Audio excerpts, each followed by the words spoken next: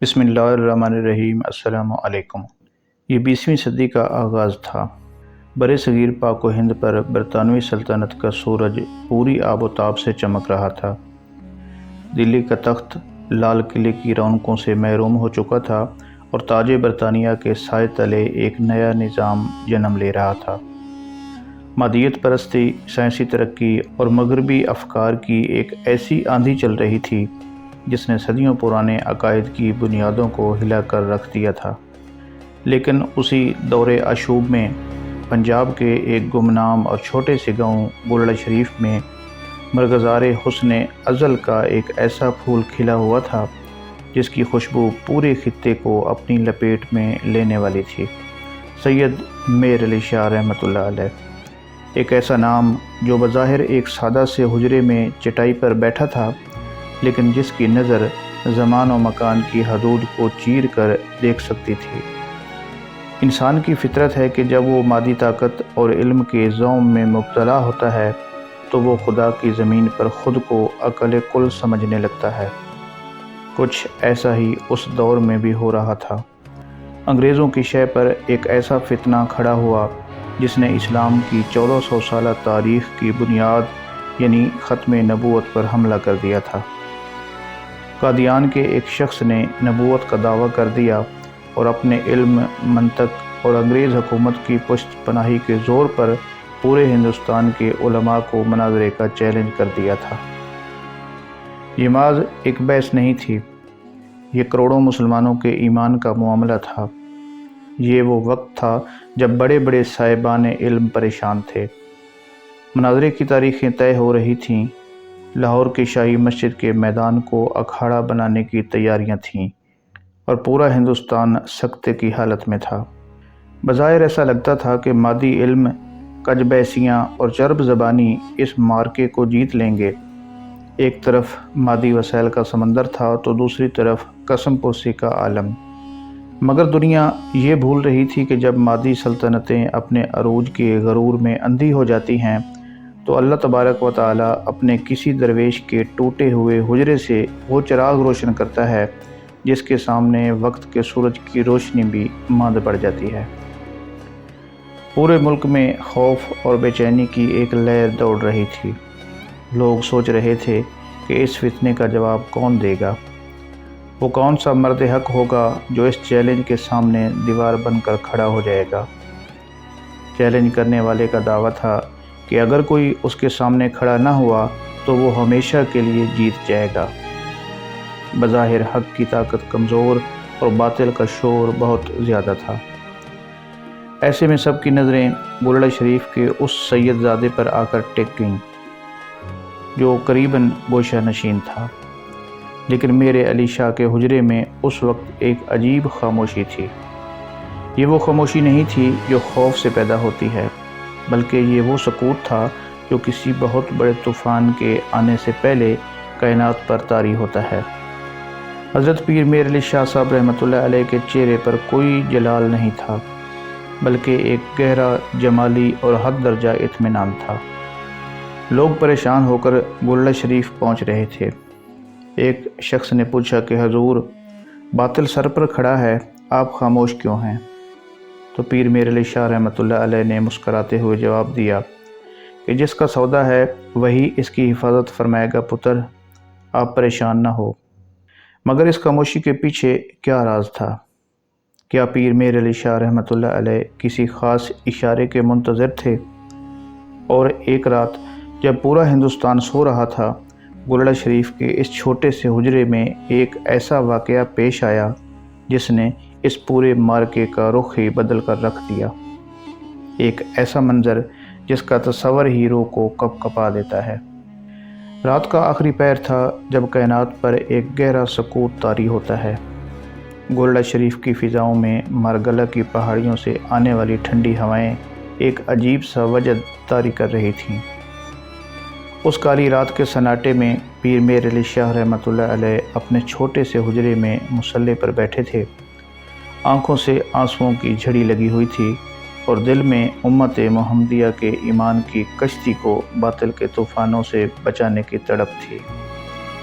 دنیا کی نظر میں میر علی شاہ ایک انسان تھے، لیکن اس وقت وہ بارگاہ رسالت صلی اللہ علیہ وآلہ وسلم کے ایک سچے غلام کی حیثیت سے فریادی بن کر جھکے ہوئے تھے۔ جب مادی طاقتیں حد سے بڑھ جائیں، جب چرب زبانی اور جھوٹ کو سچ بنا کر پیش کیا جانے لگے، اور جب مادی علم کے دعوے دار اپنے غرور کے نشے میں چور ہو جائیں، تو درویش اپنا مقدمہ دنیا کی عدالتوں میں نہیں بلکہ گنبد خضرا کے مالک کے حضور پیش کرتا ہے۔ اسی اضطراب اور بے چینی کی حالت میں حضرت پیر میر علی شاہ رحمۃ اللہ علیہ پر غنودگی طاری ہوئی، اور پھر زمان و مکان کے پردے ہٹ گئے۔ تاریخ گواہ ہے کہ پیر میر علی شاہ پر وہ منظر کھلا جس کی حسرت میں صدیوں سے اولیاء تڑپتے آ رہے تھے۔ حجرے کی اندھیری دیواریں جیسے غائب ہو گئیں، اور وہاں ایک ایسا نور پھیل گیا جس کے سامنے کائنات کا ہر سورج بے نور ہو جائے۔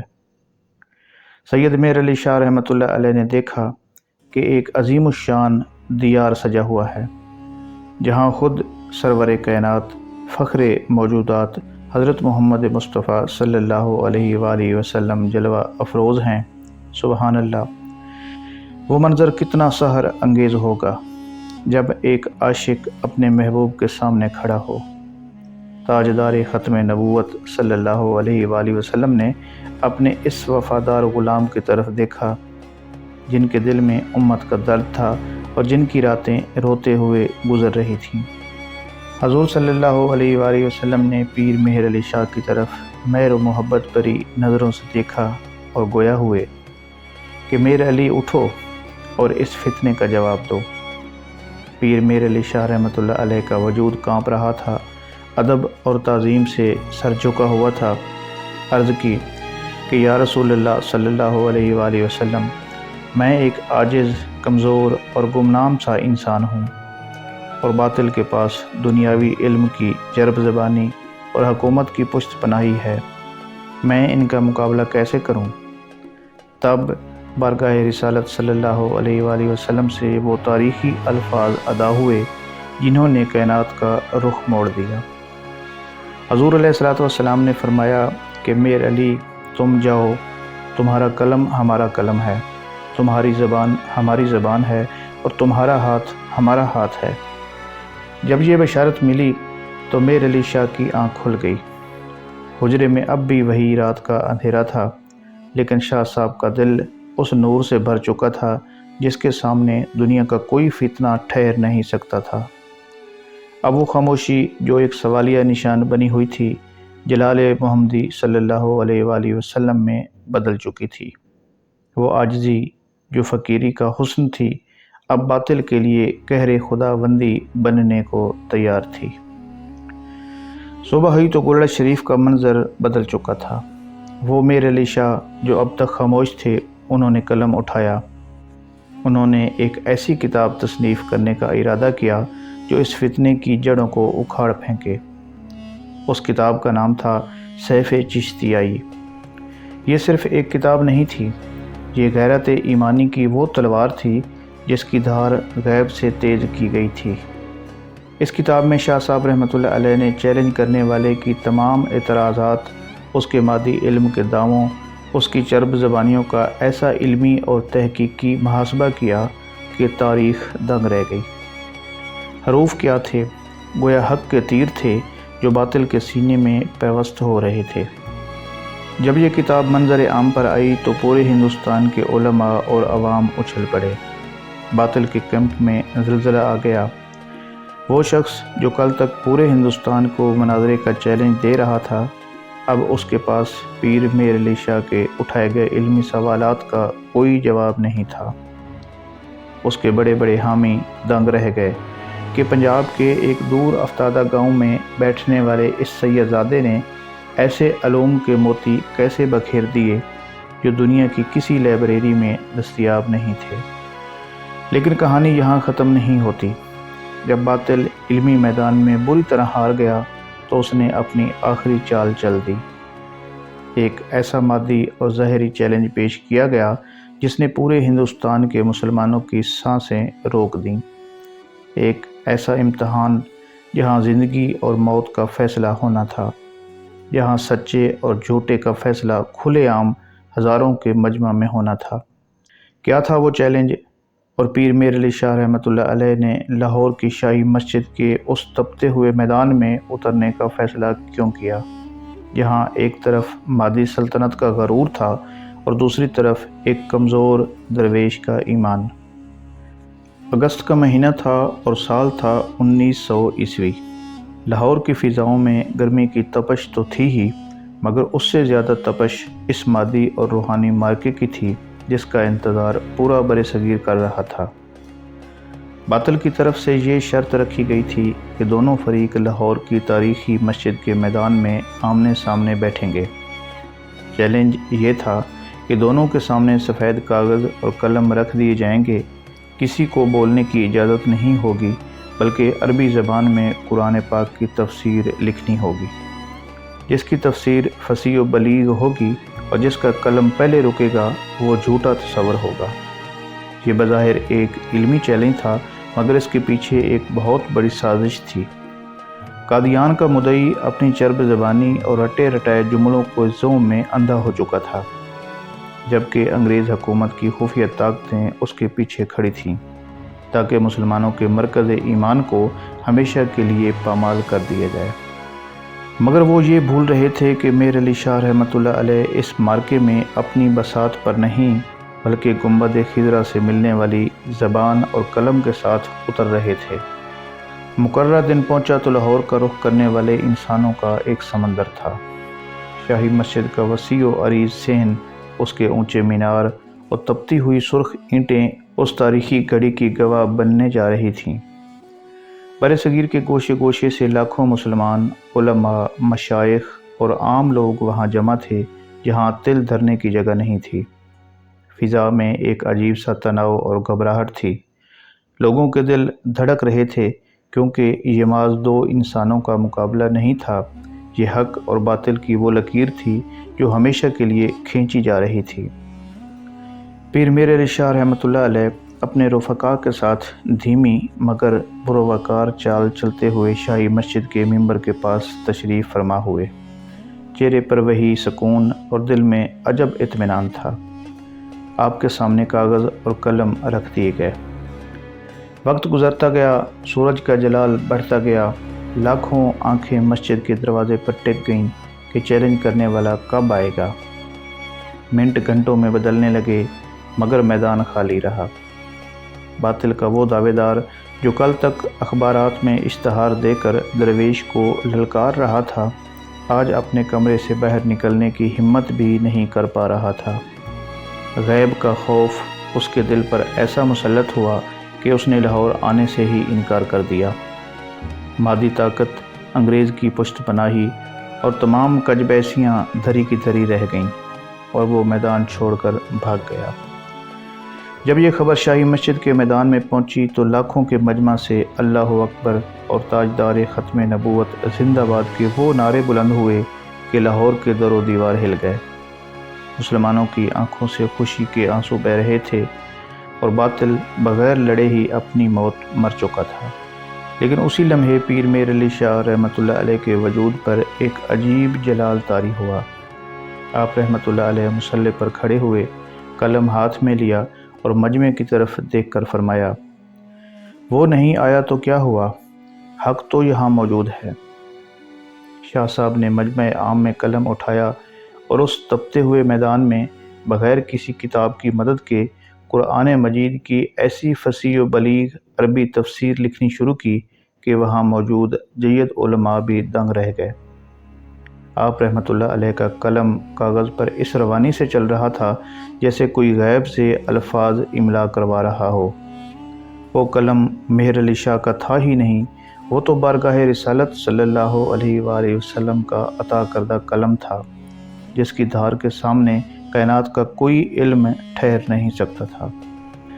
ये वो लम्हा था जब मादी इल्म ने रूहानी तस्लीम के सामने घुटने टेक दिए। पीर मीर अली शाह रहमतुल्लाह अलैह ने दुनिया को दिखा दिया कि दरवेशी जब असल रंग में आती है तो वक्त के फ़िरऔनों के तख्त उलट जाते हैं। मगर उस तारीख़ी फ़तह के बाद जब मीर अली शाह रहमतुल्लाह अलैह वापस हुजरे में पहुँचे تو وہاں کا منظر بالکل مختلف تھا۔ وہ انسان جس نے پورے ہندوستان کے سامنے باطل کو گھٹنوں کے بل لا کھڑا کیا تھا، وہ اب رات کے اندھیرے میں اپنے رب کے حضور سجدے میں گرا ہوا رو رہا تھا۔ آخر کیوں؟ کیونکہ اولیاء اللہ کی نظر اس مادی دنیا کی جیت پر نہیں ہوتی، ان کی روح تو کسی اور ہی جہان میں پرواز کر رہی ہوتی ہے۔ اور اسی رات گولڑا شریف کے اس حجرے میں وہ آخری لافانی اور تاریخی منظر رونما ہوا جس نے میر علی شاہ کو ہمیشہ کے لیے امر کر دیا۔ ایک ایسا دیدار جس کے بعد زبان سے وہ الفاظ نکلے جو آج بھی ہر عاشق کے روح کو تڑپا دیتے ہیں۔ لاہور کے اس تاریخی معرکہ کے بعد دنیا میر علی شاہ کے علمی اور روحانی ہیبت سے لرز چکی تھی۔ عقیدت مندوں کا ایک ہجوم تھا جو گولڑا شریف کی طرف امڑ رہا تھا۔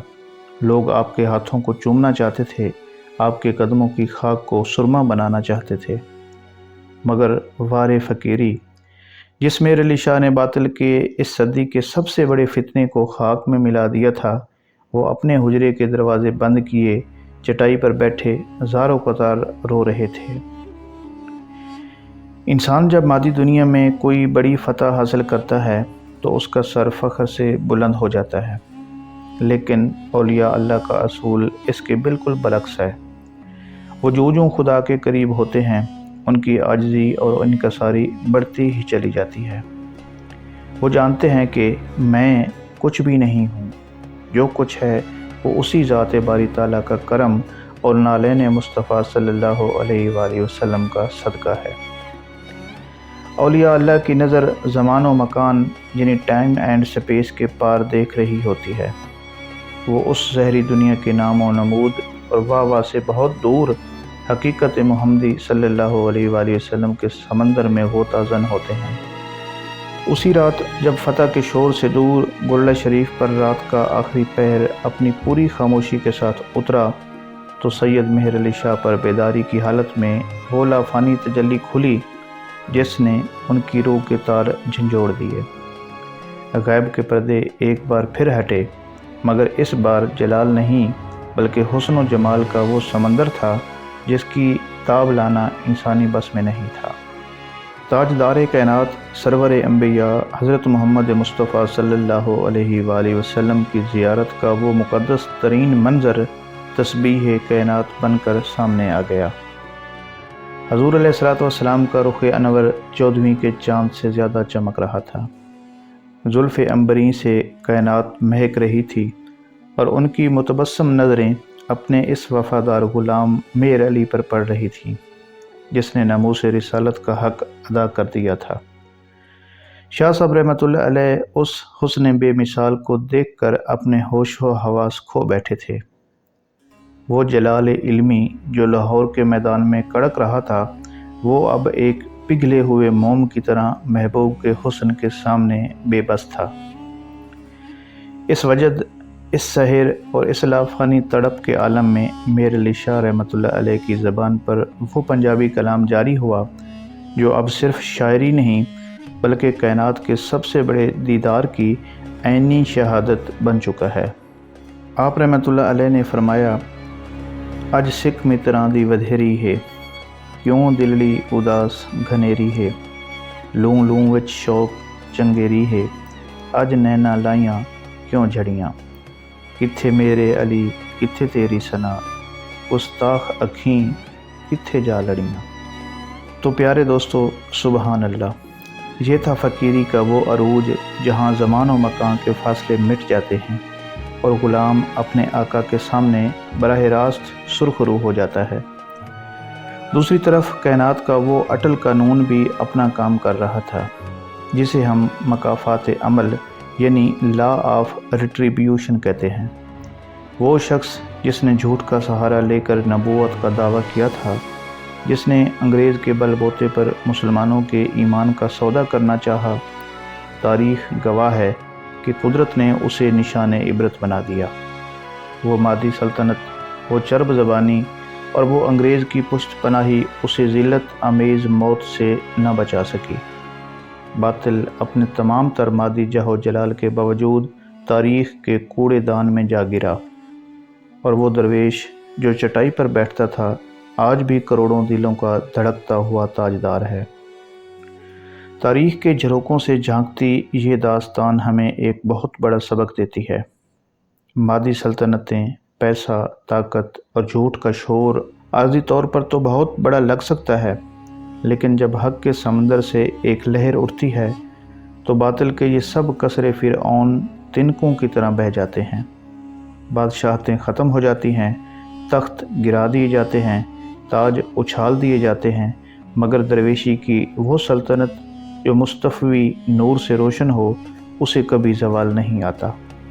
آج بھی لاہور کی شاہی مسجد کے مینار گواہی دیتے ہیں، اور گولڑا شریف کی ہوائیں پکار پکار کر کہتی ہیں کہ علم کتابوں سے نہیں بلکہ بارگاہ رسالت صلی اللہ علیہ وآلہ وسلم کی غلامی اور ادب سے ملتا ہے۔ اور یہی اس کائنات کا سب سے بڑا سچ ہے کہ اگر تم دنیا جیتنا چاہتے ہو تو مادی طاقت کا سہارا لے لو، لیکن اگر تم کائنات کو جھکانا چاہتے ہو تو حضرت محمد صلی اللہ علیہ وآلہ وسلم کے در کے فقیر بن جاؤ، کیونکہ جہاں دنیا کی بادشاہتوں کی حد ختم ہوتی ہے، وہاں سے حضور صلی اللہ علیہ وآلہ وسلم کے غلاموں کی فقیری کا آغاز ہوتا ہے۔